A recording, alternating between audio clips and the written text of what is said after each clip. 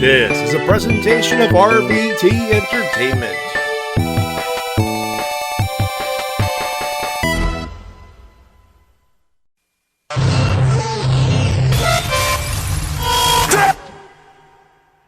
This isn't about the dead, it's about the living. It's about my mother. It's about my sister. It's about my wife. It's about the 14 years it took me to go from undesirable to un-goddamn deniable. You know, they say all men are created equal, but you look at me and you look at Small Joe, and you can see that statement is not true. Because I'm better than you, and you know it. In the back, there are men and women, seasoned professionals, dues paid in full, gunning to be the best. I'll always light the way, and all you have to do is let me in. Oh, a little bit of the bubbly.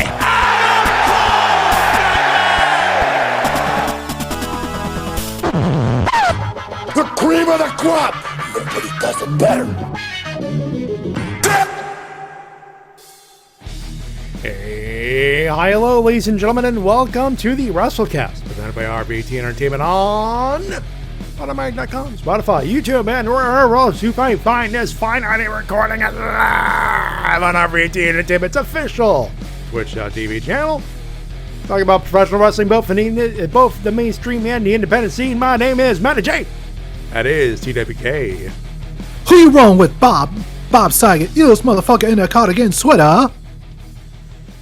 Yes, we're still recovering from the sudden and unfortunate and ill-timed leaving of Mr. Bob Saget. Hometown boy around here. That makes even more sense why you would make the show. Why would you would open with that?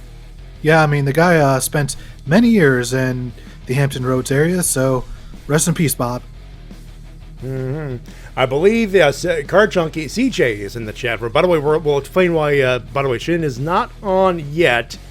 I want to say yet because I don't know if he'll be on or not. We'll explain in a second. CJ on the chat already. I'm watching the Wrestle-Cast on my phone. I have New Japan Noah playing on my iPad. Good call. I have not watched it yet, but I heard badassery afoot. Yeah, I might have to check it out myself. It's definitely going to be a fun watch, especially. I've heard good. I have had good. Especially because, you know, as per usual with New Japan shows, we have some good commentary to go along with it. So if you're not caught up with all of the characters from Noah, I'm sure they'll fill us in. I believe that is what I've heard as well. Now, regarding Shintigercurl, we have not heard anything until around 20 minutes ago, 22 minutes specifically. He tweeted the following: "Booster shot gun, slight headache, but I'm on my way home." Now, he is not online yet. If you're listening, whether you want to or not, comment if you can. So if not, do what you did last week and blow our minds with some breaking news if you can, of course. Which, by the way, the reason why I'm not worried about him, he got his booster shot. So should you. Hell, you should be double vaxxed at the very least. Just saying. But maybe I don't want to get it. Fuck you, get it. Yeah, I got my double vax. Mm-hmm.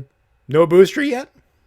Not yet. At this point, well, I'm not immunocompromised, so at this point, I don't feel it's necessary at this point, but we'll see in the future.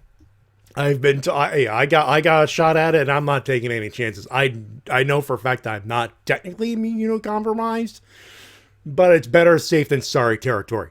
Yeah, I'm not going to judge anyone for getting it themselves. Yeah. Yeah, and for those wondering, the reason I have family who work in hospitals right now, so we decided not to take too much of a risk. Yeah, if you're in the healthcare field, I feel like it's a no-dust situation. Yeah. If you have anyone in the healthcare industry, you get that booster shot. But that's another story. Most definitely. That's not that podcast, of course. So if Shin makes it, he'll make it. We'll make a big deal out of it. If not, you all know why. We ain't gonna push him. We acknowledge it and say, you know what? That's an opportunity to tell you, get us out of this global goddamn pandemic. Some of us are sick of sticking around doing nothing. Paid Anyways, $500 to go to a place to see some friends and then come back safely. so speaking of insanity, that would be the great way to start with our news. Yeah, no clip because, Jesus Christ, none one of them fucking weeks. So, guess who got arrested again this year? Oh, folks, there was a part of me that was wishing we had enough to do a particular bit, but we don't. Do I need to hit the button on this one still? I feel like I should hit it. I mean, if you want to, it certainly would fit the category.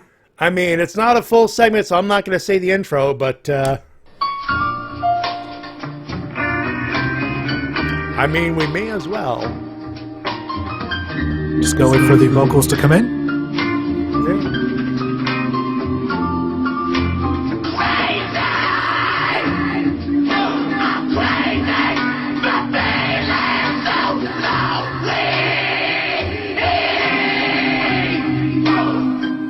I'm just waiting for like someone to come in with no context and just hear that.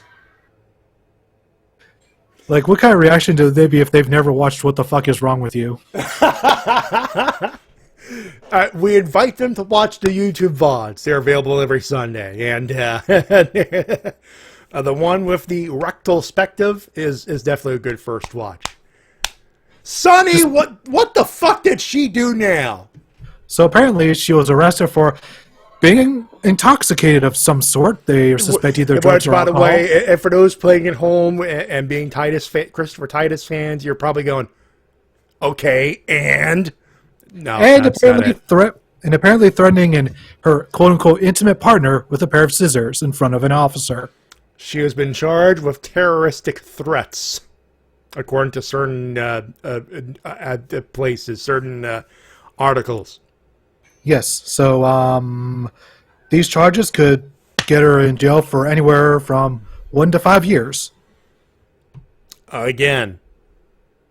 Yeah, didn't she just get out last year or something? She did? Man, she has just got every year with this person, man. It's come to a point where you either give them help or you... Okay, Cure Crystal in the chat. No, Cure in the chat. I was like, what the hell is that from? Saturday Night Live? It's Patsy Cline's Crazy, obviously, but it's covered by a dude who literally just paid a dude for him to record it, and he just wanted to scream. And the clip went viral. Yeah. And it was used as for one pre-produced episode of What the Fuck Is Wrong With You. I think the 25th. As a matter of fact, the thing that got my attention, here, Crystal, a pair of scissors. Who do you think you are, Sid? Ha!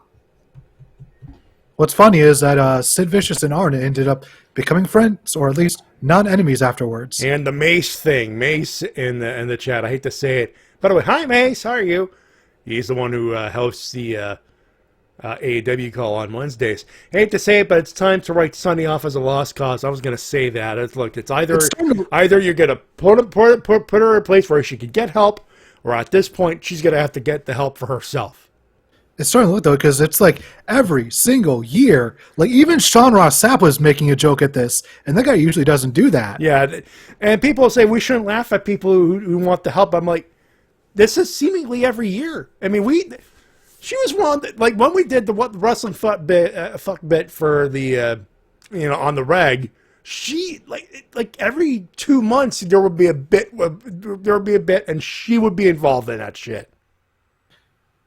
Yeah, and according to Sean Ross Sapp, he has stated that she is not I believe the term he used was, I'm trying to think of the phrasing used, because he does not have a high opinion of her, and I assume he must have had some sort of personal dealing with her, considering all the people he's talked to. So, how the mighty have fallen from the 90s. Yeah, the only thing I could say is this.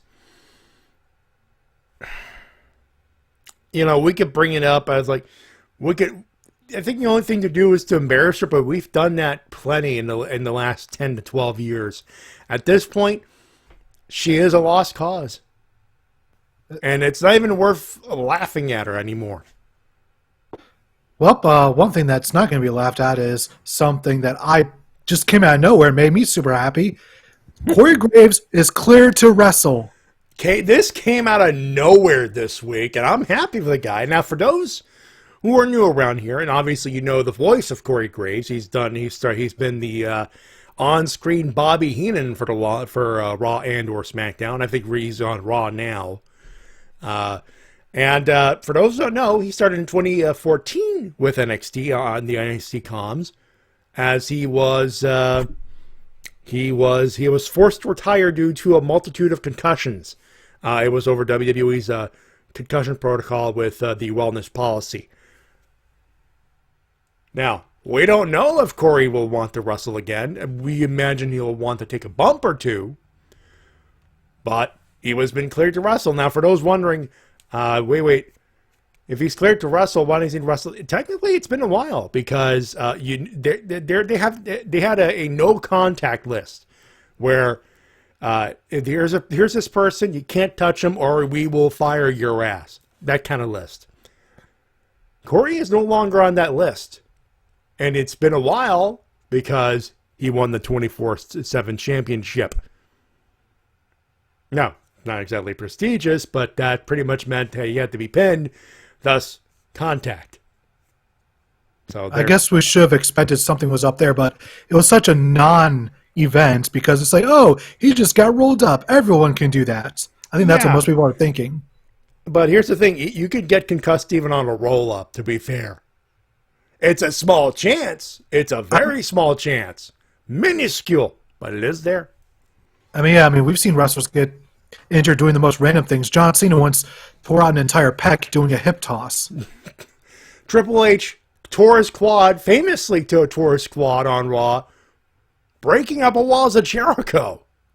Yeah, it was just another move, and it's always weird how the most innocuous things, like Sami Zayn's biggest injury was raising his hands in the air. And not exactly caring until, oh fuck, I fucked up my thing.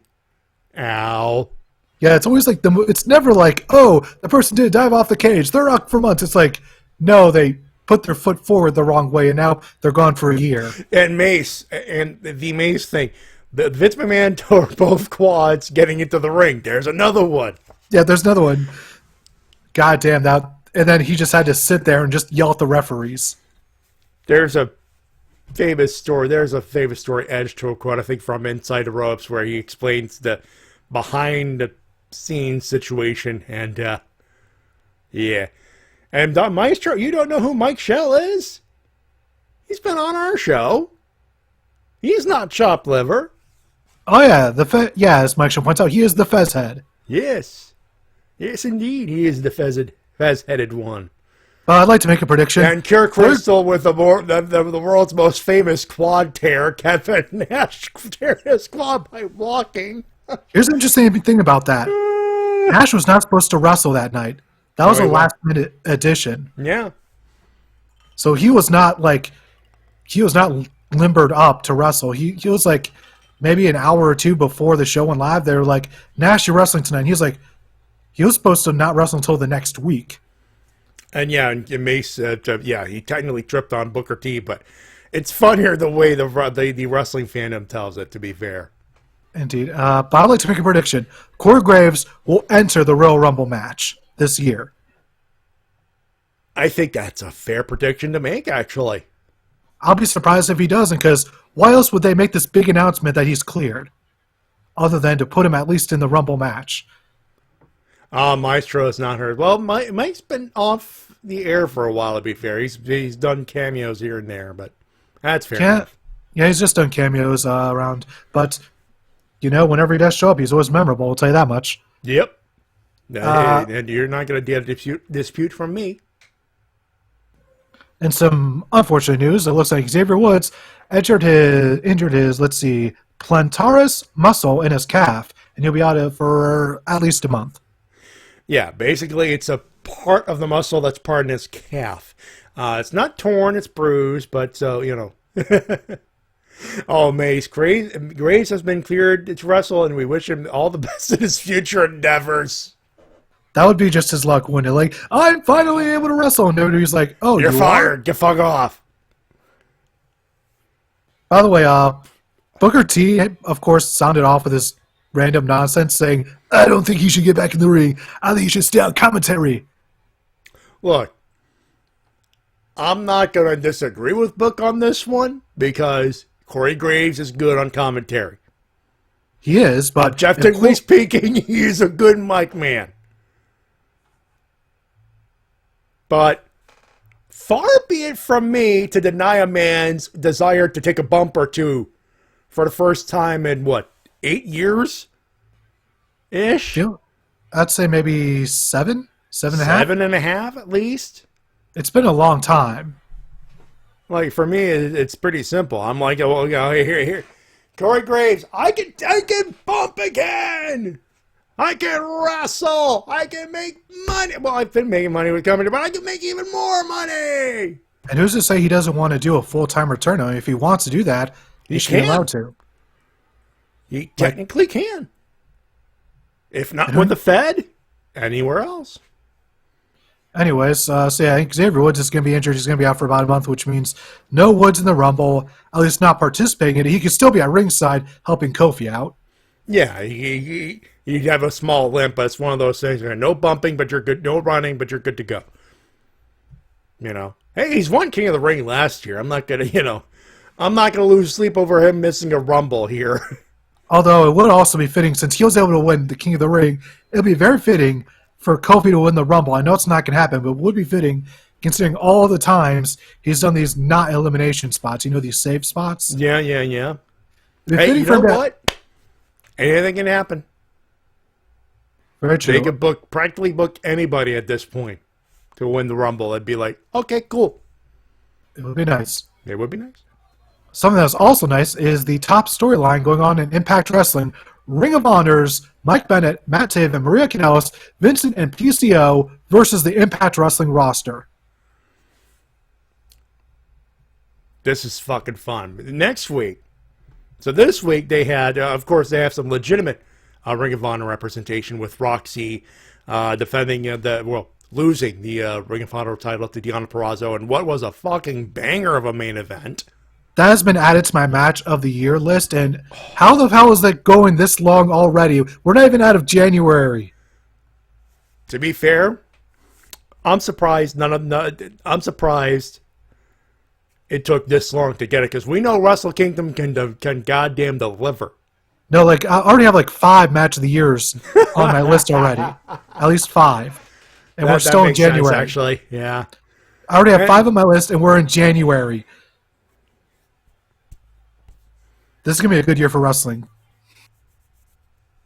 But yeah, if you haven't seen Deonna Purrazzo versus Roxy, excellent match. They gave it time. These two, just technical greatness. Great selling from Roxy. Great work from Deonna Purrazzo. It's all around amazing stuff. And next week on Impact, which will be riffed by the Rip Zone crew, myself included, because I need to see this. Charlie Haas.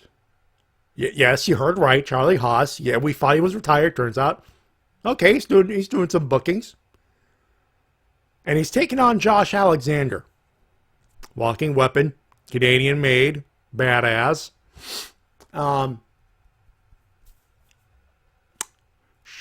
This should be on pay-per-view. It's technically a dream match. From what I understand, Charlie Haas wanted just to do this as a one-off, but he would later went on Twitter saying he felt so good after this match, now he's going to take bookings. So that was a one-off.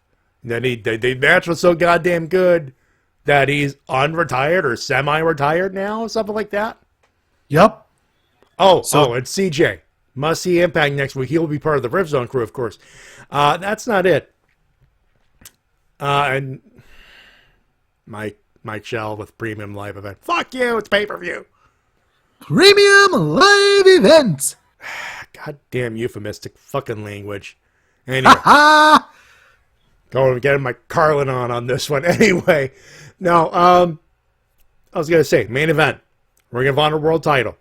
Pure Wrestling Rules. ROH Pure Rules, by the way. So they're bringing that back. And I'm like, fuck yes. Jonathan Gresham. Octopus. Ring of Honor Heavyweight Champion of the World. Steve Macklin. should be a one hell of a match because Macklin has showed that he is no slouch. He is no slouch. He could wrestle. He's not just a quote-unquote WWE reject, as some like to brand those types as. He turned it around. I'd like to say, I people say, oh, he's a reject, and you of course, I have that mindset, unfortunately. I don't know why. I cannot explain that one, especially on Macklin, who's been a part of the Forgotten Sons. And if your your response to Forgotten Sons is who, and I would say exactly.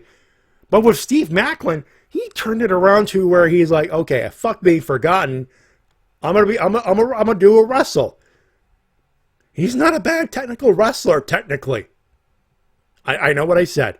He's a good wrestler. Him versus Jonathan Gresham may not be a dream match, but I'm like, dude, that's good. That's a sleeper. That's sleeper match of the week right there, waiting to happen. Oh, 100%. And he has a good bit of intensity to his offense as well. Whatever, if he lacks any of the shoot great game, the intensity will more than make up for it. But yeah, as I said earlier, I'm really excited for what they're doing with this ROH versus Impact storyline because Maria Kanellis is now going to go for the ROH World Title, Women's World Title that's being held by Deonna Purrazzo. So that's going to be a future match. It looks like we might also get some matches, featuring the Impact roster and a tag team match against Bennett and Taven. They also have Vincent out there to be a psychopath and PCO to be the heavy. So maybe in the future, PCO versus Black Taurus. I was thinking exactly that, actually. PCO versus Black Taurus is such a freak show match, but it's Bianca Ouellette. He's always been a good wrestler under the psycho stuff. And Black Taurus is not a slouch either.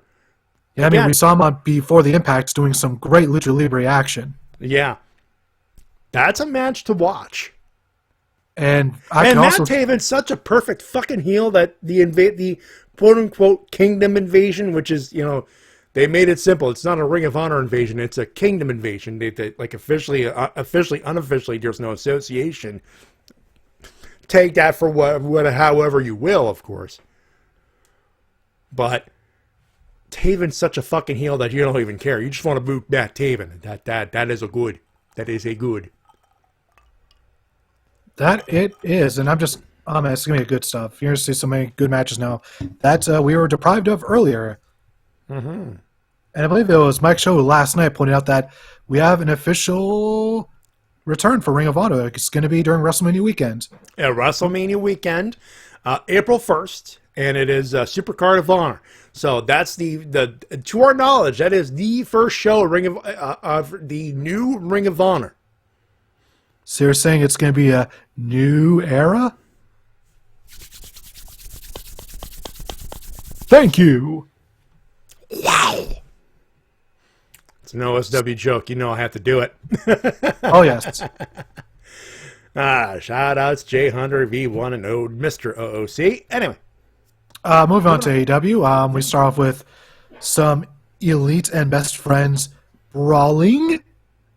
Also, there seems to be some tension between the Elite and the quote-unquote Paragon, as it's rumored to be called. It is rumored to be called that. It has not been made official, but the rumor, the hearsay, Cole, Red Dragon, perhaps another person, unknown at this point, and the person that came and broke up the Young Bucks thing, Dr. Britt Baker, DMD. The relationship is kayfabe acknowledged. It's pretty much acknowledged since day one, because Adam Cole has been treating Tony Schiavone like crap since he arrived on the scene. But it was one of those, okay, it was like a running gag, but now it's like, okay, it's an on-screen thing. And they're going to be, looks like they're having her in there so they can have someone feud with Chris Statlander. Mm-hmm. So it's a feud between the Super Elite as it is currently known as, versus the Best Friends, and part of that faction, so to speak, is Statlander. So now we got a woman to face Statlander, and that's a natural way to get into that feud between Statlander and Britt Baker as well. So yay. the most interesting thing about that whole brawl is that the loudest reaction came when Statlander went toe-to-toe with Adam Cole. So, yes. Intergender wrestling sometime in 2022? Maybe. I shrug at that because I don't know if they want to do that or not. TNT might put the kibosh on it, but we don't know. Guess it all depends on how TBS is feeling. We should really just say Turner at this point. Yeah, just to make it all simple because of all the networks. Warner Media. But they're the ones that could put the kibosh and say, if you do that, you're canceled. You never know. But yeah.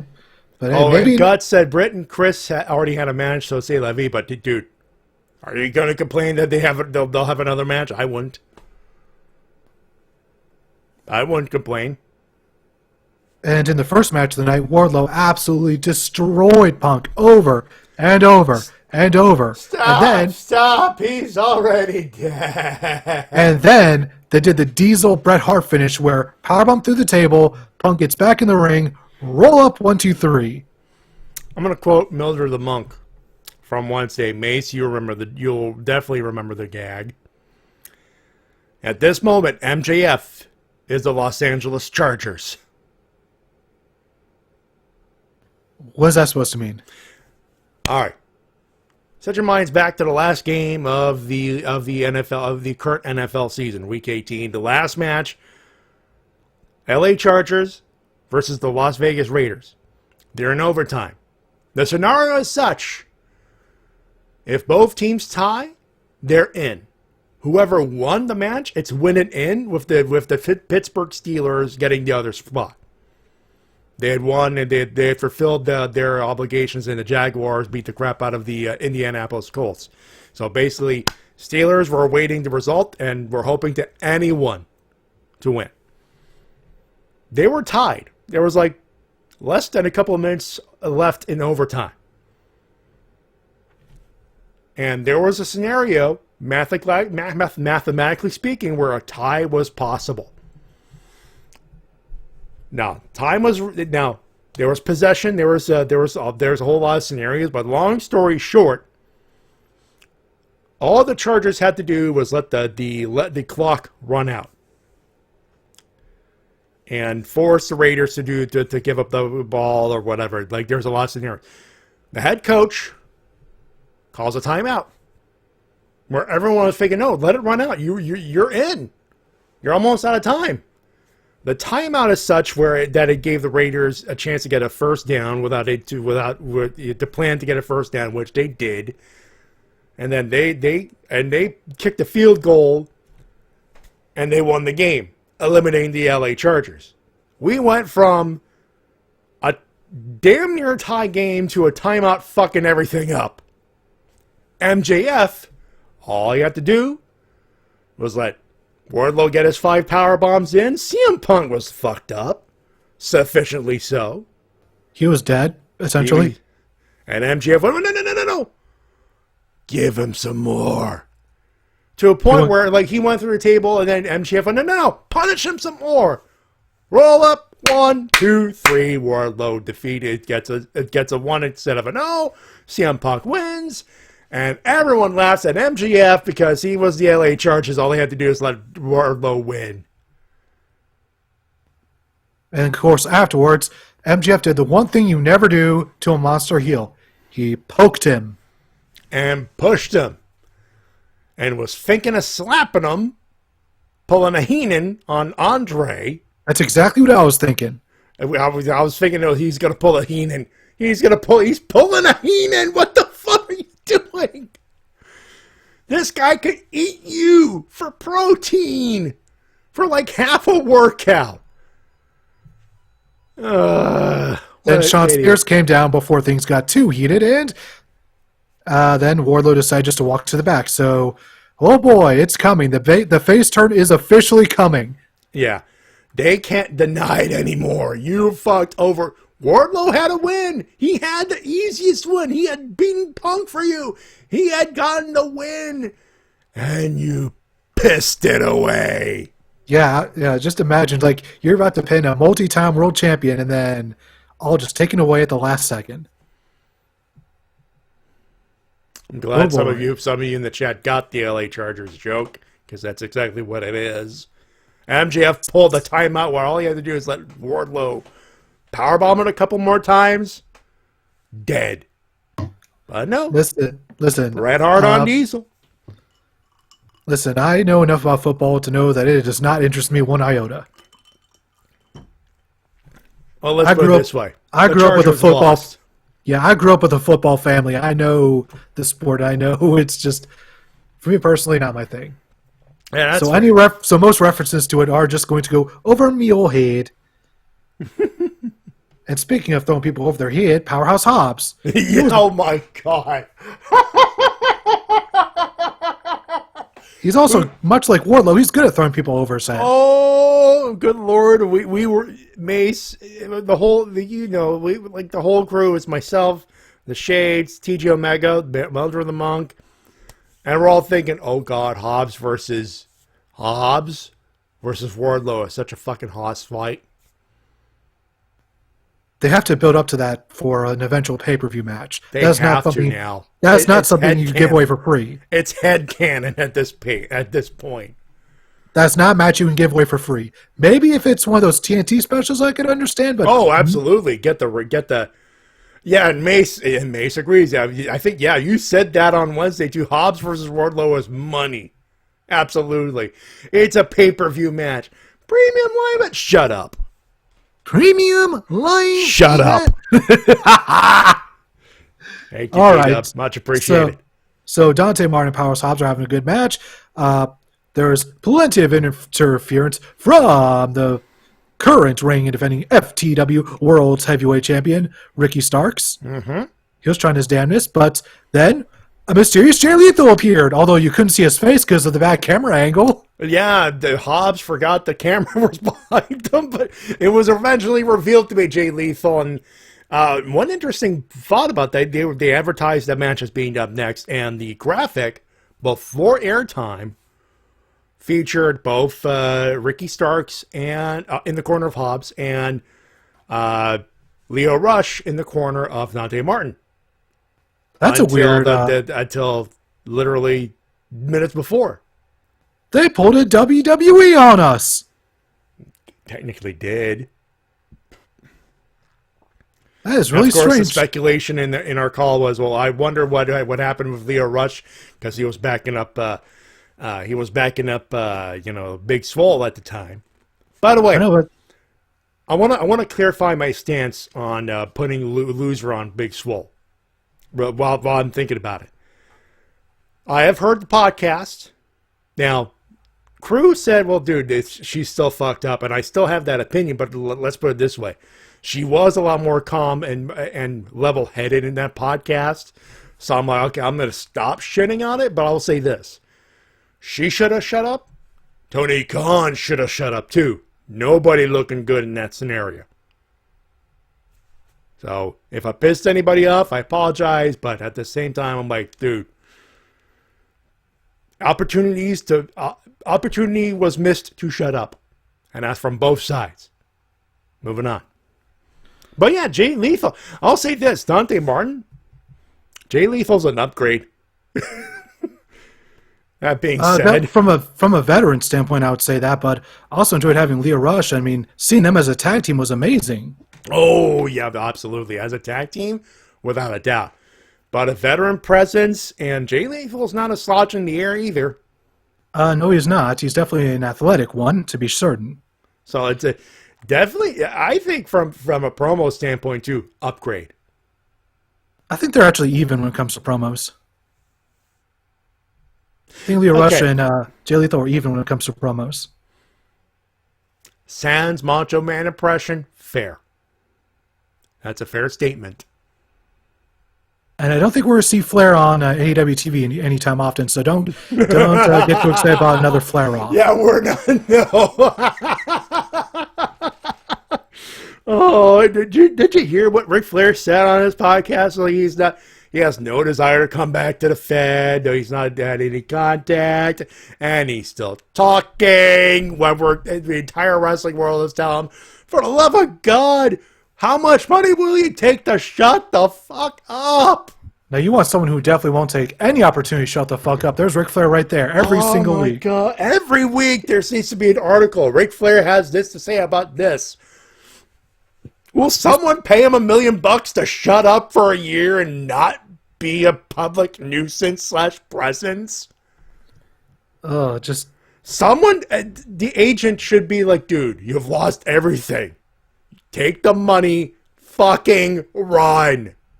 Don't woo. Don't show up in public. Just be Joe Q public for a year. Can you handle that? You actually have to wonder, like, when was the last time Ric Flair was not in the public spotlight for an extended period of time? 2001?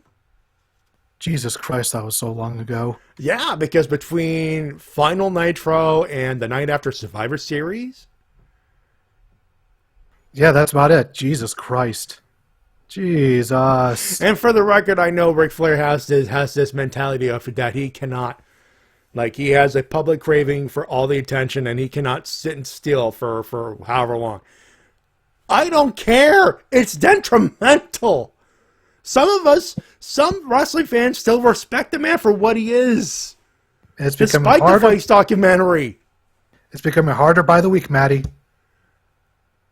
That's what I'm telling you. For those who are left, for those left who for the love of people who still want to respect him at the end of the day, Rick, please sit the fuck down and shut the fuck up. The worst part is there's a whole generation of people who are only going to know him for the past few years of stuff. And who will only and will see Ric Flair not as a relic of the past, but as a old man hornball pervert. I feel sad now, but so let's move on to Mike Shell. We have a 3-way tank ball. Ric Flair, Vince Russo, James Cornette. Oh God, what did Russo and Corny do now? I have no idea what either of them did, so I'm just going to ignore it because I don't want to think about it. I want to think about what those two could have said. So moving on to MJF's promo where he announced that you're finally getting the match we've all wanted. CM Punk versus Shawn Spears. They know it's pay-per-view money, folks. We were all thinking it. If you booed at that, well, congratulations, that was the intended. But for if you unironically booed that, it's like, we want Punk versus MJF on free TV. No.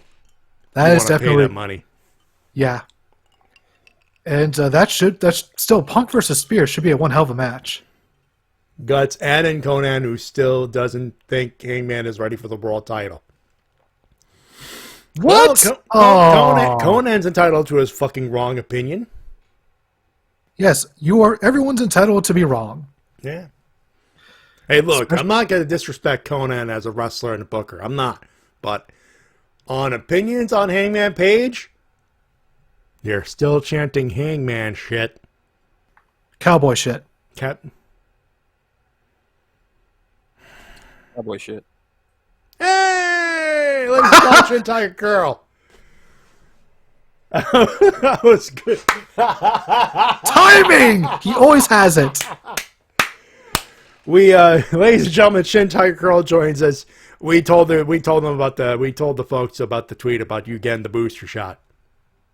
Yeah, a lot of stuff happened. Had to go do grocery shopping and getting food and traffic.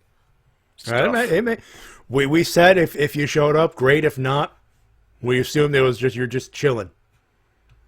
And after taking a booster shot, you said to have a slight headache. I'm like, hey, you know what? If you don't show up, no big deal. Booster shot. Health is more important than this show, folks.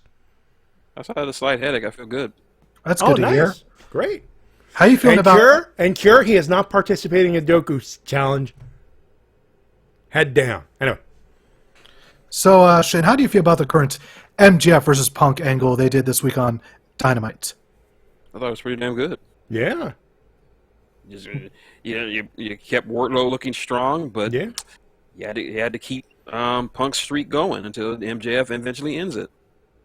And I especially love the promo segment afterwards where he came out on the stage, he teased the match with Punk. Instead, we're getting Punk versus Spears. Which should be good because I love me some chair freak. Oh, yes, the chair fetishist himself. Yup. We also got a match announcement via backstage promo. Cole and Baker versus OC and Statlander next week. So the Adam Cole,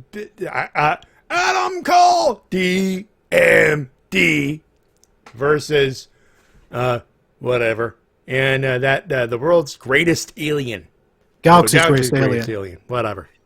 And you know Tony Schiavone was mad. Why? Oh yeah, because he doesn't like Adam Cole. Yeah.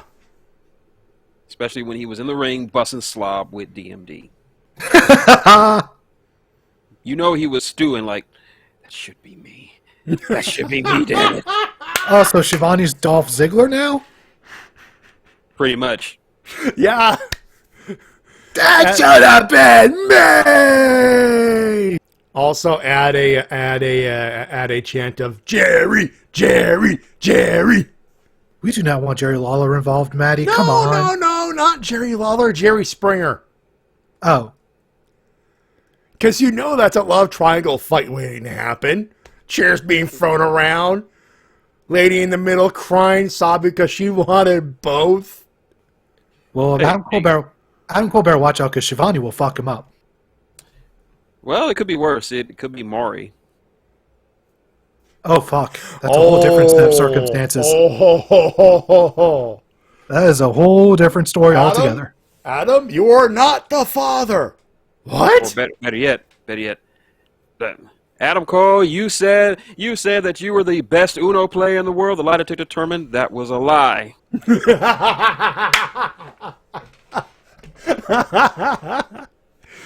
By the way, we got away with the Octopus versus Steve Macklin. A We've flasher discussed versus Impact. a flasher versus a cephalopoid. No, God. TNA has fallen down so hard. I believe the term is cephalopod. I know what I yeah. I know what I said. Anyways, we also had a promo battle between Hangman Page and Dan Lambert. Thank you, Dan Lambert. I can always count on you to perfectly flash fry a chicken. All that goddamn heat. Ah, yeah. Or as Hangman Page put it, a walking Facebook profile. Beautiful gag right there. Also, Hangman Page first entered Dan Lambert coming to the stage with, "Oh, please shoot me." Which is just a great reaction, and they had a nice back and forth until they were interrupted by a returning Lance Archer. He's finally back from his injury. Lance Archer shall kill Hangman Adam Page. Dude, Yeah, it's a good. Haas fight for the world title. That's a heavyweight championship fight right there. Yeah, even put Hangman Page through a chair. Makes sense. Mm-hmm. I wouldn't exactly call it a pay-per-view caliber one, but it's certainly a must-watch world title match. Well, their next pay-per-view is until March, so this will be a next February main event. Yes, probably around Beach Break. Yeah, sounds about right. I could see Beach Break, actually, yeah. Yeah. And we also got another announcement for next week. FTR is going to be taking on Barack Anderson and Lee Johnson. That should be one hell of a match. Anyone else thinking with all the Twitter and Facebook promos between FTR and them boys that they're underselling FTR showing up that make you think, oh, them boys are going to fuck shit up? Possibly. Folks, I had a Briscoes promo last couple of weeks until all the news fell onto us. And, dude, they're building this up to be a mega match. I mean, with Whenever all the they promos back, touch, good Lord, money shall be spent. It's gonna be a Haas fight for the ages when those two teams hook up. Tag team Haas fight extraordinaire. we also had what was going to be a match between Deeb and Sheeta, but Deeb attacked Sheeta before the match, and it was essentially a squash match with a referee stoppage. I love Serena Deeb right now. She might be No, okay, I can't say she's the best heel right now, but fuck. She's a solid number 2. She top 3 easily in pro wrestling right now. Yeah, I mean, just in AEW when it comes to female heels, she's a solid number 2. Indeed, indeed. And we also had another backstage promo where we set up a match that will be happening later on tonight for the World Tag Team titles. Jurassic Express defending against Silver and Reynolds. Solid main event for Rampage. Looking very much forward to that. That's going to be fun to watch. Gonna love me some Meat Man going after dinosaur meat. Oh, yeah, he's going to be all about that dino meat. Big meat man slapping meat. And that Jungle Boy meat, too. Oh, yeah, the jungle meat and the dino meat all going in John Silver's mouth. Phrasing. Anna Jay better tell him to watch what he does in this match. Ha! We also had what was probably the least good match of the night, but that might be just due to comparison, Penta and Matt Hardy. I mean, look, process of elimination here, I think, at this point, because that was a fun match to watch, too. It was definitely not V1's favorite match, because he is not a fan of the Zero Miedo. He keeps count of that. No, legit. If you follow him on Twitter, he keeps track of that. It was just there. Yeah. Nothing offensive, but not, compared to the rest of the show, nothing overly special. It was just there. I think it may have been like the one thing to just overload the show a bit too much. Yeah. But it did serve a purpose in the end because Penta won. He got on the mic, challenged Malachi Black. Malachi entered the ring, did some attack. They had a brawl. Looks like Malachi was going to mask Penta, but then Varsity Blondes came out to the save. And Julia Hart is getting a little bit extra vicious with her directing Varsity Blondes to do extra damage to Malachi. And then, let's go out. The crowd starts chanting for Brody King. Let's go on. Brody King appears in the middle of the ring. Roof flies off. And then Brody King proceeds to murder everyone. I love how simpatico we are when you're describing that. And someone actually had the nerve on Twitter to say Brody wasn't over because everyone was expecting Wyndham, and like, what the fuck show were you watching? Everyone in the crowd was chanting Brody King the moment the lights went out. In fact, they were chanting it before the light went out. As soon as Malachi Black started counting, everyone was like, oh, I'm outnumbered. The whole crowd started chanting, Brody King, Brody King, Brody King. Exactly. If you were expecting Wyndham Rotunda to show up, you were wrong. It's one of the few times you were wrong, but you were wrong. Also, he's still in Hollywood right now filming a movie. Yeah. He and Gargano probably don't want to see a wrestling ring for another couple of months minimum. Yeah. They'll want the bump again, but right now they're happy not to. You shall not push them. They'll have their time, don't you worry. Don't anyone worry. They shall return one day. One day. They will return one day, and the world will mark out and rejoice, and roofs will be torn asunder anew again. Not now. Now's not the time. Also, one thing I like about Brody King is he somehow has more tattoos than Malachi Black. In that sense, folks, they are a perfect tag team. I mean, they are a tag team in PWG recently. Yeah. The Kings of the Black... I almost had it and I lost it. Kings of the Black Door? No. It's not Kings of the Forbidden Door! Ishii tries to bust in. No, we're the Kings. Fuck! Ishii will get in. Kings reign supreme. He'll figure they it out. got Yeah. the pockets. Damn, we can't even have a Kings of Wrestling reunion right now. Damn. Not because Cesaro is still in WWE and Chris Hero is doing backstage stuffs. Yep. Kings of the Black Throne. Thank you, Mike. Thank you. There we go. Much appreciated, Mike Shell.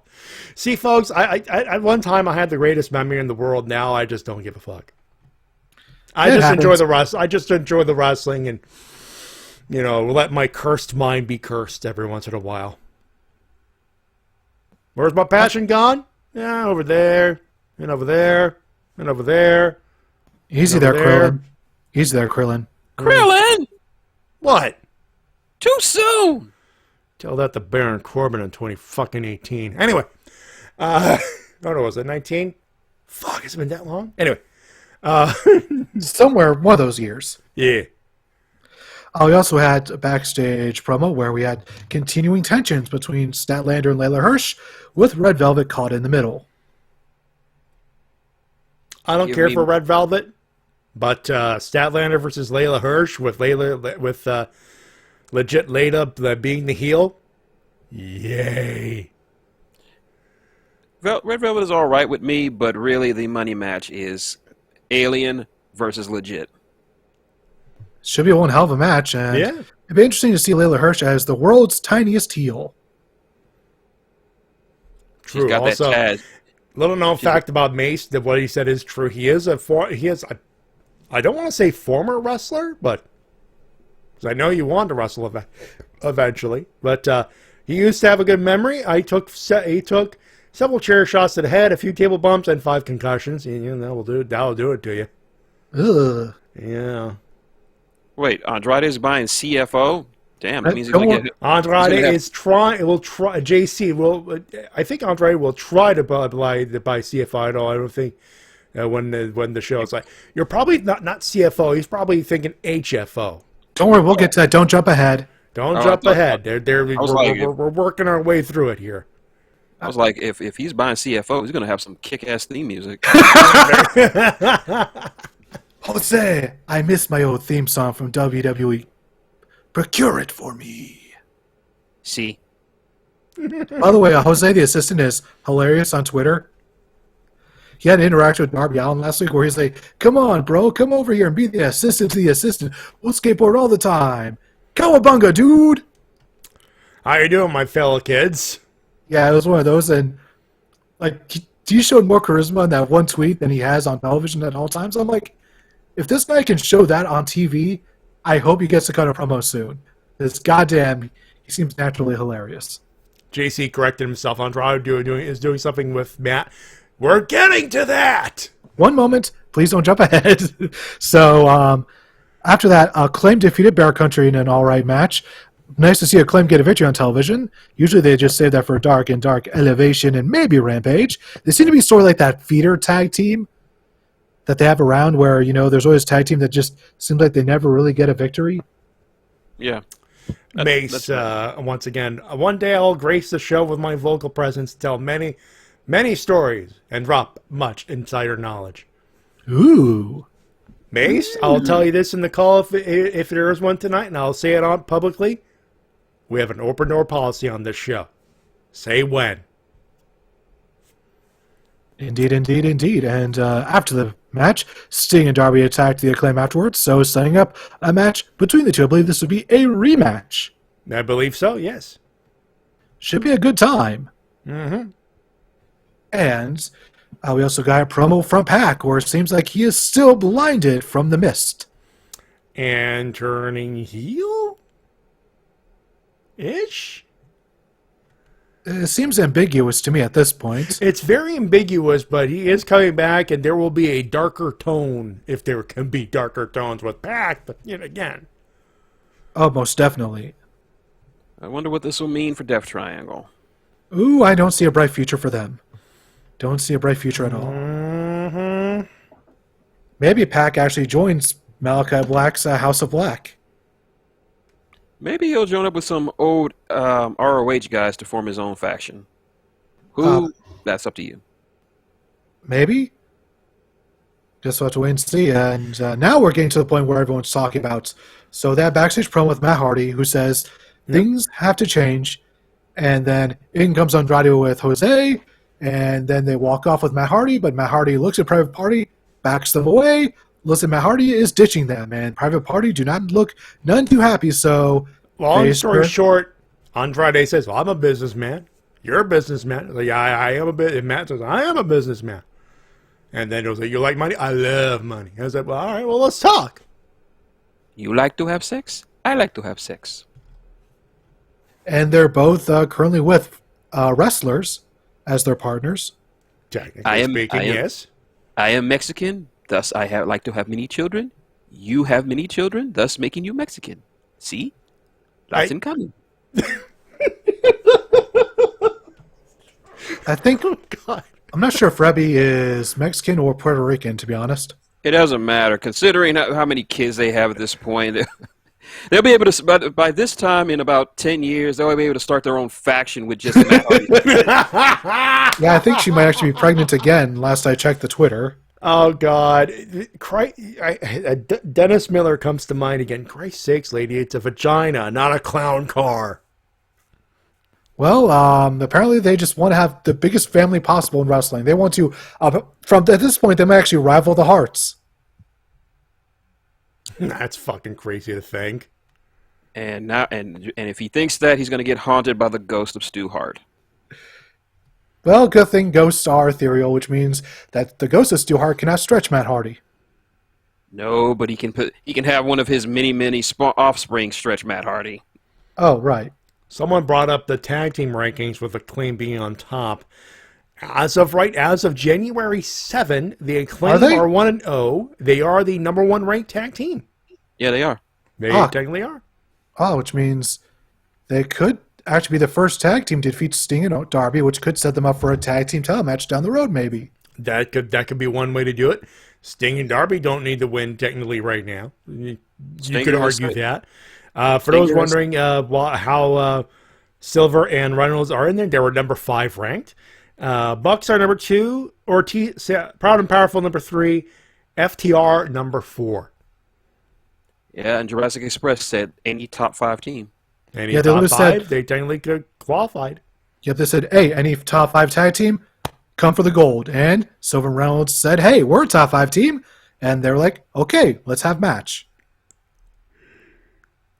And obviously Riho, number 1 in the women's ranks. Statlander, number 2. So that explains the stare down with, that should explain the stare down with her and Baker earlier, because that would technically make Statlander next in line.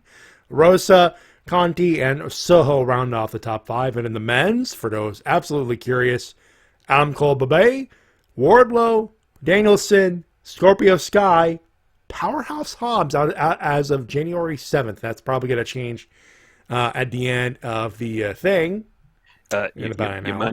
You mind if I do a thing since Adam Cole got mentioned? Sure. I gotta channel my goon voice for this. But Adam Cole is doing comedy, man. Adam Cole should be wrestling for the world title, man. He needs to be in all the feuds, man. This wouldn't happen in NXT, man. Adam Cole will get serious as fuck in the next 2 to 3 weeks. The seeds are already there, man. It's a super faction. The copyright's there. Everyone's seeing this coming. If you're legit bitching about this, sit the fuck down, shut the fuck up. Now, God says since Riho lost, Thunder Rosa is the number 1 contender, but I don't think AEW is ready to do that yet. No, and Statlander won a couple of matches. Technically, she would be number 1. Yeah, technically. When there's Thunder an Rosa argument there. When Thunder Rosa gets a shot at Baker, she's taking that belt. Oh, 100%. Mm-hmm. Yeah, and that's pay-per-view money, to be honest. And you could have Statlander, in February to round off the beach break, and then Thunder Rosa sneaks in a couple of big wins. She's number 1. There's your matchup for that's your women's title match at Revolution. Yep, I could definitely see that. That would be a one hell of a match, and as I said, it's more than likely that Thunder Rosa is going to win. It would only make sense. Gut says this is based on the January 12 rankings. All I have is the January 7 rankings here, actually. So, and that's from AllEliteWrestling.com. And in the main event of Dynamite this week, we saw Sammy Guevara defeat Danny Garcia to defend the TNT Interim Championship. Also on the show is announced that next week, Cody's coming back, so I'm guessing title versus title match at Revolution, maybe? It's a ways away, to be fair. Oh, and then Twitter updates them more than the AEW website. Well, I'll check the fucking thing down. Belly acher. Just gonna say, Daniel Garcia, he's gonna be one to watch. Yeah, after that match with Sammy Guevara, which was an awesome main event, by the way. Yeah, between this match with CM Punk and this match with Sammy Guevara, and looks like he might be associated with Kingston in the coming months, maybe. Gotta tell you, this guy's having a bright future.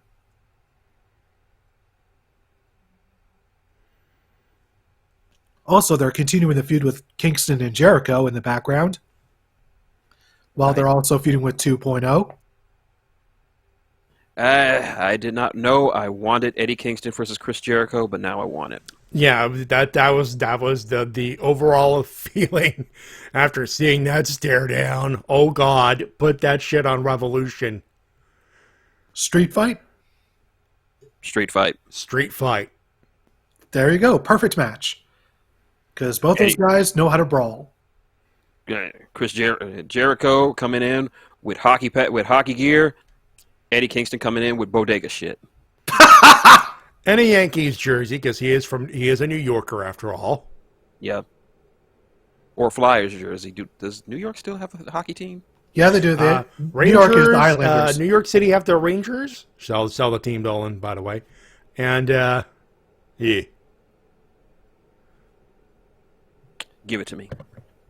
Yeah, it should be one hell of a match. Though that's a bit of irony. Eddie Kingston wearing a Rangers jersey when Jericho's dad was Ted Irvine, aka one of New York Rangers' bigger New York Ranger players. Is. Oh boy, that's some. So I would keep it simple. Hockey gear for Jericho, baseball gear for Kingston. I can dig it. I think let's not overcomplicate things. Unless you want to play my game, unless Kingston wants to play my games, I'm all for it, of course. I believe what you meant to say is, man, games. Yes, sir. Yes, sir. I prefer the other one. Mind taking. Fair. That's yours. Keep it. We'll do OSW. You do that thing that I cannot remember the reference of. If I were to take a guess, it sounds like something from Kung Pao Enter the Fist. No, it's cartoon. Harvey Birdman, attorney at law. Thank you. And after all, by the way, that has got to be the longest list of recaps I've ever done for Dynamite. That is how much they crammed into this week's show. This is easily triple the length of my usual list. That's how much they crammed into each segment, which made it feel important because a lot of stuff happened, but at the same time, oh boy, was I exhausted when it was over. Long list. All of it was AEW. Like, we're trying not to be biased to AEW, but at the same time, They are one of the more interesting things going on, and it's also one of the more accessible wrestling shows on, and I also don't want to talk too much about WWE because I like to stay positive, mostly. And they're usually not. Yeah, I'm sure Royal Rumble will have mostly positive things to say because usually Royal Rumble is one of the better pay-per-views of any year, so in a couple weeks that'll be happening. Also, next week, it's announced that the GCW show that's happening for the Hammerstein Ballroom will be on traditional pay-per-view. So if you just want to get it on the Fight app, there you go. If you want to pay your traditional cable pay-per-view money, you'll have. If you have a provider that carries it, you'll have that option too. GCW stepping up. It's a huge deal. And great way to get people who might be curious about GCW, Hammerstein Ballroom, traditionally, raucous, fucking loud, fucking hype kind of crowd. Great setting when it comes to just appearances and aesthetics. Absolutely. Classy. Yeah, they got the balconies on the three sides, looking, as Matty said, super classy. And oh boy, is blood going to be spilled. Mm-hmm. There will be blood and pain. Also, I believe Eddie Kingston will be on the show. Yeah, I believe he's been announced for that, yeah. And correct me if I'm wrong, but I'm almost certain that Mox Oh God! Oh God! I have to share this face. You probably just saw it. TJ Omega in the Discord private message for the again the AEW call. Shared a link of what we talked about, Tammy Sitch and the scissors. That's a thing. Quote: Sonny might be the civilian identity of Florida man. Jesus Christ. I mean, she gets into enough trouble to where, yeah. If he is on the call, I will inform him of quoting him on that as saying, Jesus Christ, you are more correct than you think. Oh, most definitely. Thank you once again, TJ Omega. And Guts in the chat. Oh my God! Not sure if that's reference to that or a Joey Styles reference. Oh, yeah, absolutely. Remember how big it was when ECW got pay-per-view? I think that's on. I think that's on par. That's on par. Oh, it is. Part of me wants to attempt a Joey Styles impersonation via Dino from New Legacy Inc., but I'm not good enough for that. No. Oh, did you see the Rumble match from today? I just got home. Oh, you haven't been home at all today before then. Oh, okay then. I will not spoil it for you, but it is quite the time, and you're gonna laugh your ass off at the winner. I'm all good. That's all I'm gonna say about that. I did not watch the video. I saw the winner because I had all curious. I agree with T-Dub. And I didn't even watch the full video yet. Is Undertaker in it? No. Damn it! The weird thing is it's SVR09, so he could have been, but there's a lot more people on that roster than I thought. This is at the point where they started to really bump up the rosters, actually. I can't do my running gag then. No, you can't. They haven't not today. Maybe tomorrow. Maybe tomorrow. Let's see. What are they doing tomorrow? Fuck it. 2K16. So yeah, he could be in that. Fingers crossed. He could be in that multiple times, actually. Could technically, yeah. Because there's Modern Undertaker, then that's the Stone Cold 2K16. That's the Stone Cold story mode. So it could have had Attitude Era Undertaker, Badass Undertaker, and the Royal Rumble-thon is simple. You can appear as many fucking times as your character appears in the game. It's not like the King of the Ring is where it's like one appearance and you're done. Oh boy, goddamn. This is going to be a good time. Anyways, that is all of the news I have. Actually, one last thing. For a little update for Retro Mini Wrestling, they're almost finished with Chris Bay's moveset. Nice. And then afterwards, they're going to move on to James Storm and Mr. Hughes. So, judging by how long this is taking, I would assume that the update will be out probably late February, early March. I'd say late March at the latest. Yeah, sounds about right. To be conservative and safe, I'd say by the end of the month March, you're probably playing Chris Bay on Retromania. Oh, JC, no, because I am not all that legally good at all the legal stuff. Major League Wrestling suing WWE because WWE blocked MLW from getting a couple of big deals. I mean, this is WWE we're talking about, so they're gonna lawyer the fuck up. But Court Bauer is not fucking around. He's saying, hey, they're monopolizing the mainstream wrestling business. Which in that part he's not wrong, but Jerry McDevitt doesn't fuck around, and he is very good at. They can point at AEW, New Japan, Impact. Jerry McDevitt is very good at his job at making sure to find any sort of holes in any arguments that anyone comes at him with. He is very good at picking apart anything and everything. You give him an opening, he will take it. So they better have a absolutely tight as hell case here, a perfect case, because WWE don't lose too often in court.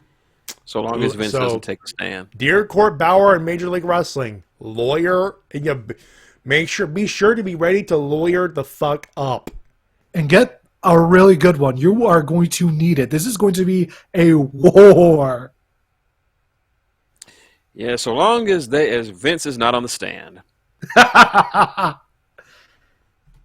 Okay. Yeah. Whoever say, I want to just start off and say, no. I'm not trying to bail. No. Shit. It's current Ritz. First of all, I want to say, Gary Stridham and the steroids. I didn't do the fucking steroids. I didn't do the steroids. Mr. Hangman, this is about the Monopoly. I played a Monopoly, man. I can't go on that, goddammit. Mr. McMahon, we just asked you to take the oath. What are you saying? I do, you son of a bitch. I'll take the popcorn steroids now. Going that and all this stuff. And the judge pokes him with a stick. Well, ow, fuck. I already have my booster shot. What the fuck? I'm going with Gary Stroud. Wow. Is this the court hearing where I'm allowed to have sex with my daughter? Those courts. That's not a court, Vince. That's a porno video. Oh, whatever. I want to be in the court. Hey, I used to be a court guy. I wear a robe and Chris Masters jiggling his boobs at an usher.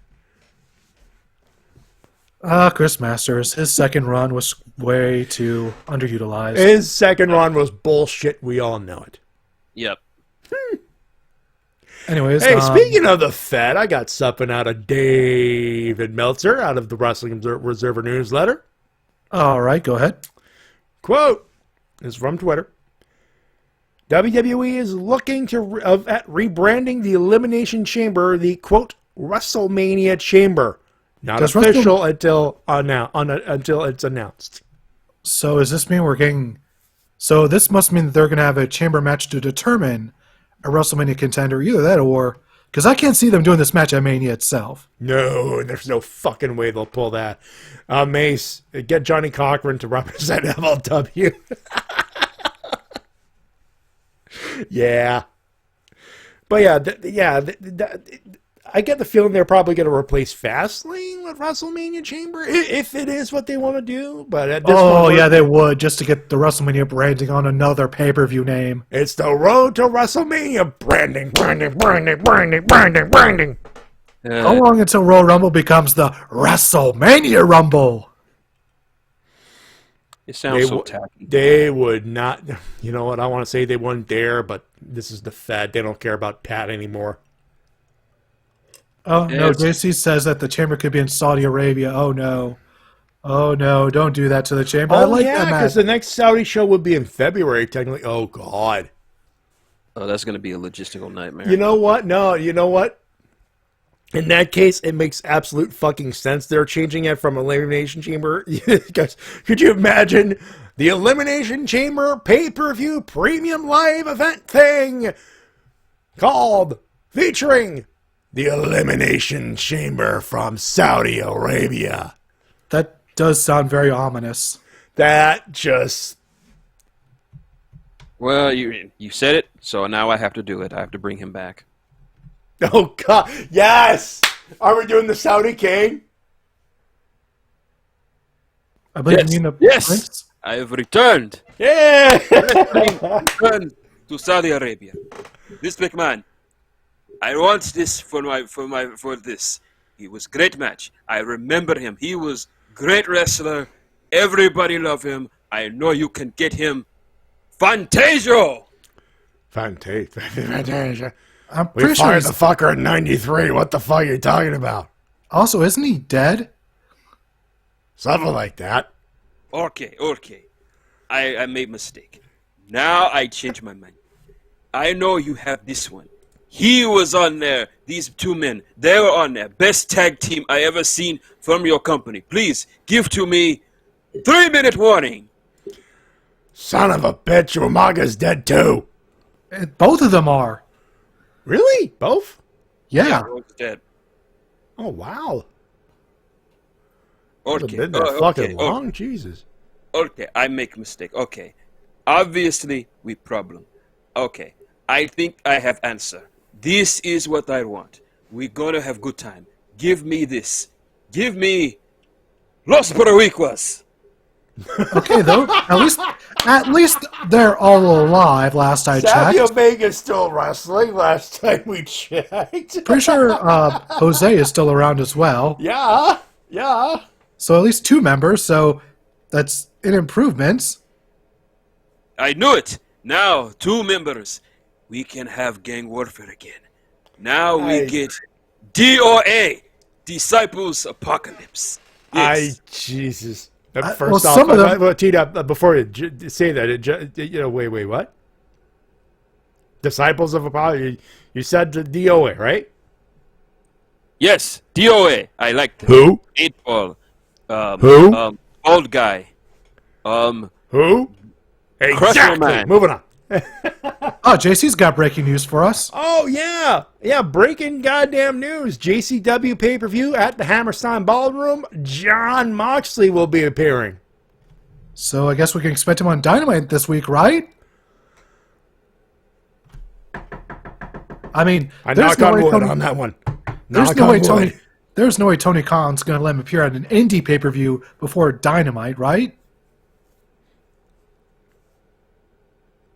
I mean, Tony don't care. I know he doesn't care about appearances, but you think he would want the big return on his show? look, I shrug at that one. I got nothing. I got nothing. I'm like, if it's big return on GCW, good for them. Hey, look, AEW's got Jon Moxley on contract. Also, we already know his match was going to be now. It's going to be Jon Moxley versus Homicide. Because, Homicide won the Rumble match. Nah, I miss Don West. Don't we all? Hopefully he is recovering. And if John can't make it, they have appropriate replacement. Send Hook. Send Hook? Send Hook. Send Hook to GCW. Yeah. Really? Yeah. The roof will fly off if that happens. Hook has Because the if the internet and wrestling love one thing, it's a perfectly goddamn good meme. And Hook's good, but Hook is good, but Hook is a meme. Hook has the swagger of a Duke Hudson, but without the overtness. Oh yes, and spiky anime hair, as the name has pointed out. Hook knows he has a big dick, but he doesn't call attention to it. Hey, ever so humble and modest. Take it. He'll just walk up to you, butt ass naked, dick swinging. He's like, "Hey, what's going on, man? Hook, your dick. Yeah, I know it's big. So, what about these new chips I've been hearing about? Yeah, the chips are nice, Hook, but your dick. Yeah, I know it's pretty big. Okay, so get off of it. Okay, let's talk about the chip. Oh God. Anyone else getting that their image of their head from basketball? I have not seen a movie in like 15 years. Maybe even longer. God damn. Phrasing. Look, I'm not topping that shit. Let's just do winners and losers. Shin, who do you have for your losers, sir? D-Cell Battery Award, of course, goes to the immortal one, dumbass Hulk Hogan. Oh, what did cunt Hogan do now, folks? I'll let my cohorts explain.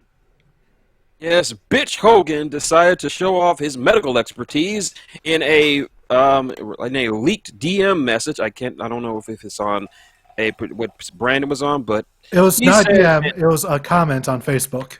Oh, never mind. It was a DM. That makes it all the much more worse because Hogan said he believes that both Sidney Poitier and Betty White died from getting the COVID vaccine. It was been since deleted, but not before captured and kept for permanency. Hogan, if I want medical advice, I'll go to my mother. She is a retired nurse. She knows all about infectious diseases and what have you. You're not the first person I talk to who I consider when it comes to medical advice. So please, keep your balding ass out of the medical field. If you don't want to get the vaccine, that's on you. There will be no big loss if anything happens to you. I'm not wishing ill on you. I'm just saying if you get it, that's entirely on you. But all I'm going to say is the following.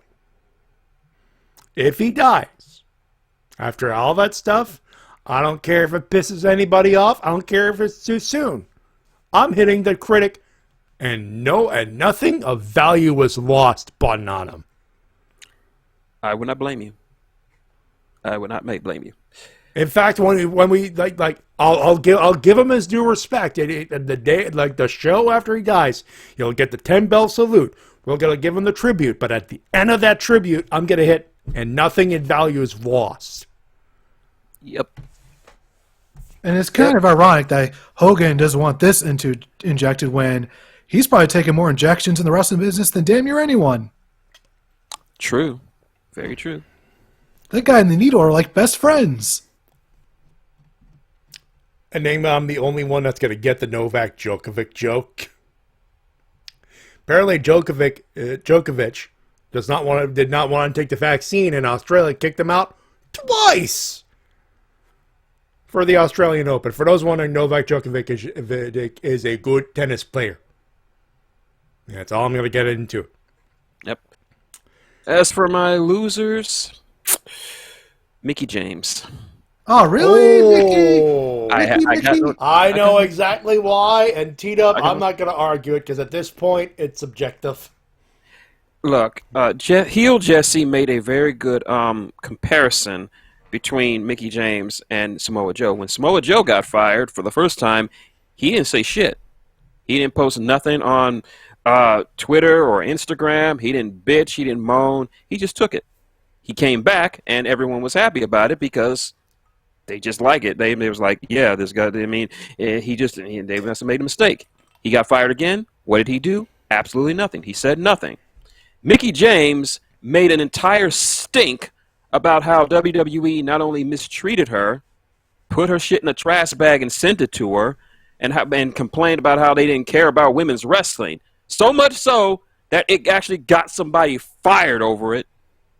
And then she goes off, makes all this good stuff for women's wrestling, NWA Power, doing all this good stuff for women's wrestling, and she goes right back to the very company she shit on. It's like I said, like Matty J said, it's a subjective thing. I don't expect you guys to agree with what I'm saying. I'm just saying, if she made money off of it, I'm glad for her, but that cost her integrity. Buddy. Oh, man, Mason in the chat is not happy about this. Yeah, I don't blame him, but like I said, it's subjective. It's like, what are you saying about my hug, buddy? I'm sorry, but yeah. It makes her, if nothing else, it makes her look hypocritical, or makes her seem hypocritical. Yeah, you got to have. I think that's what you're basing the loser on this one. Yeah, I don't know her financial situation. Maybe she needed the money, but I'm just asking: is it worth it? Is all the money they backed up to your home worth it for your integrity and your self-respect after all that they did to you? You go crawling back to do this for what? A 5-minute spot in the Royal Rumble? I'll say this. It also got a lot of publicity for Impact. It did. Yeah, that did. I'm sure she gives great hugs, Mace, but I got to call a spade a spade. And if the moment this blows up in her face, and it will, considering that Bruce Pritchard does not like women's wrestling, I'm not going to feel bad for her.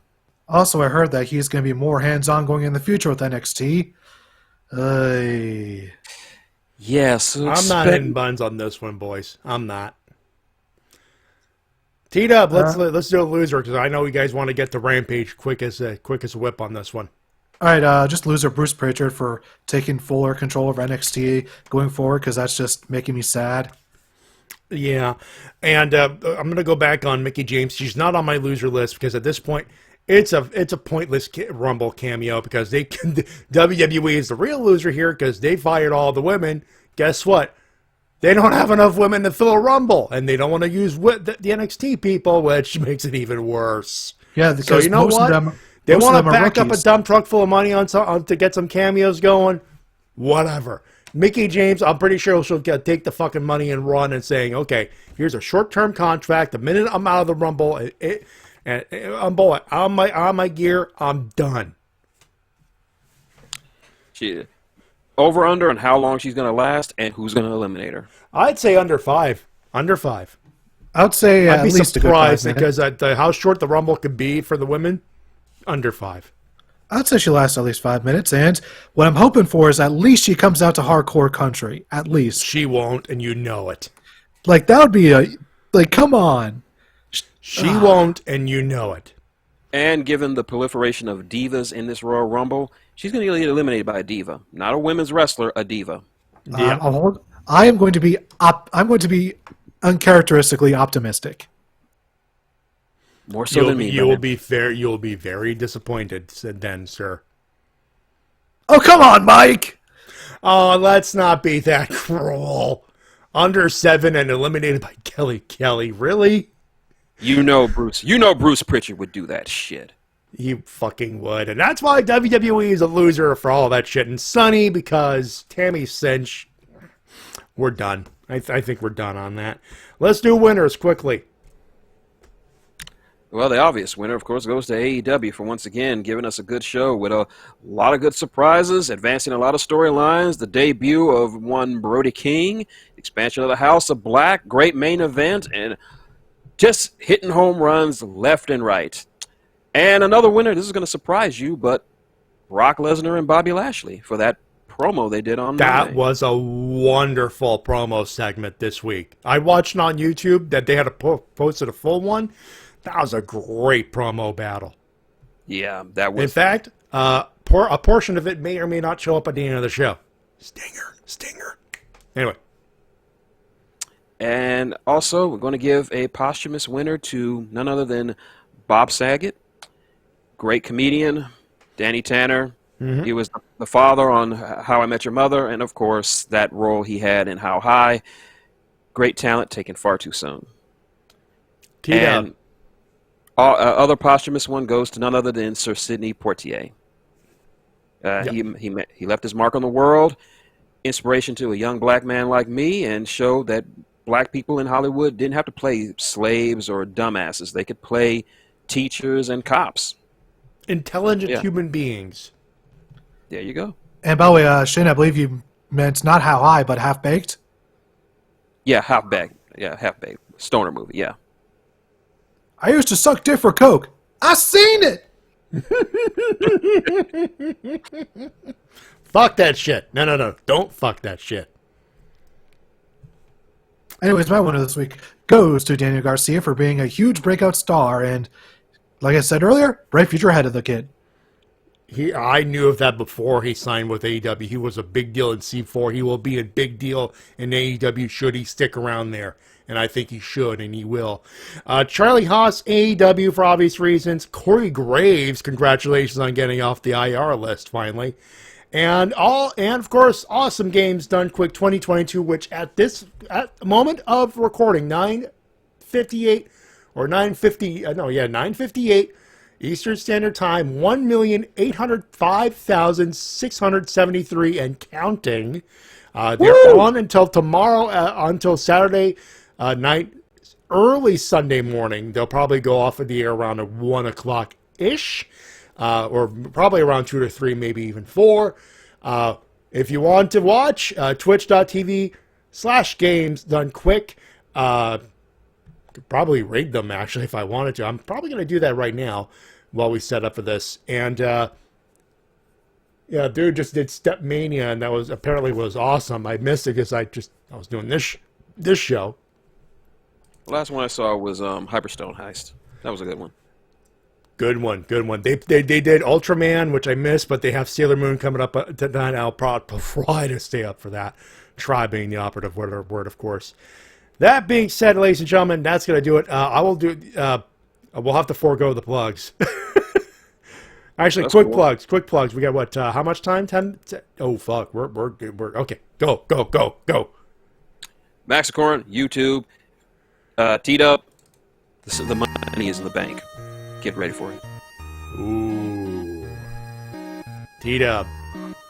Subscribe to my YouTube channel. It's right there in the Twitch. Click, subscribe. Go! Patreon.com/GWK Reviews.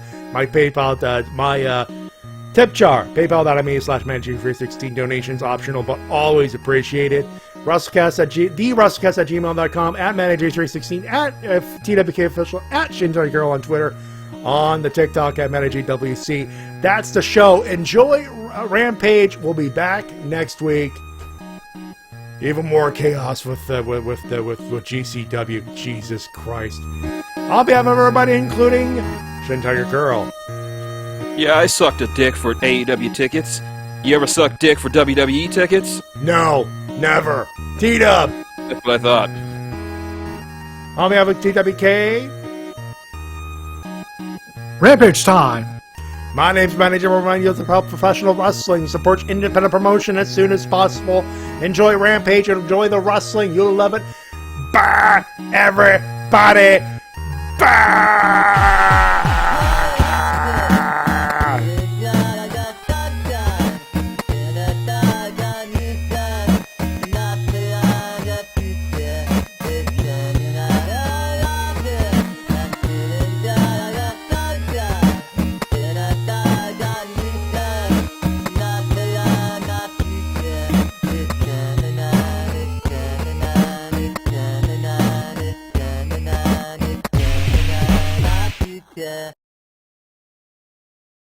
Hey, Paulie! Yes, sir. Knock, knock. Brock Lesnar does a knock-knock joke in Philadelphia. I thought I saw it all. Okay, Brock, who's there? Bobby. Bobby who? Exactly. Emotional damage. There. I did the joke. Not even that fucking funny anymore. What the fuck?